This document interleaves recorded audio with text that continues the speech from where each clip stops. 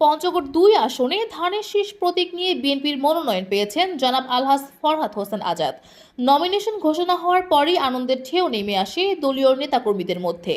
আজ সন্ধ্যায় দেবীগঞ্জ পৌর বিএনপি ও এর অঙ্গ সংগঠনের আয়োজনে র্যালি বের করা হয়। র্যালিটি পৌরসভার বিভিন্ন গুরুত্বপূর্ণ সড়ক প্রদক্ষিণ করে। এতে বিএনপির স্থানীয় শীর্ষ নেতৃবৃন্দ সহ বিপুল সংখ্যক নেতাকর্মী অংশগ্রহণ করেন।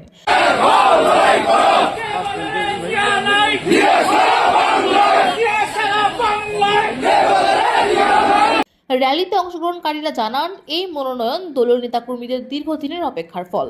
তারা আশা করেন আগামী জাতীয় নির্বাচনে ধানের শীষ প্রতীকের জয় নিশ্চিত করবে পঞ্চগড়ের জনগণ। বক্তারা বলেন, জনগণের ভোটাধিকার ও গণতন্ত্র পুনরুদ্ধারের আন্দোলনকে আরও বেগবান করা হবে। তারা শান্তিপূর্ণভাবে নির্বাচনের পরিবেশ নিশ্চিত করার দাবি জানান এবং সরকারের নানা অনিয়মের বিরুদ্ধে সোচ্চার থাকার আহ্বান জানান। র্যালি শেষে এক সংক্ষিপ্ত আলোচনা সভা অনুষ্ঠিত হয়। সভায় নেতারা ফরহাদ হোসেন আজাদের সুস্বাস্থ্য ও সাফল্য কামনা করেন এবং নির্বাচনী মাঠে সক্রিয় থাকার আহ্বান জানান সকল নেতাকর্মীদের।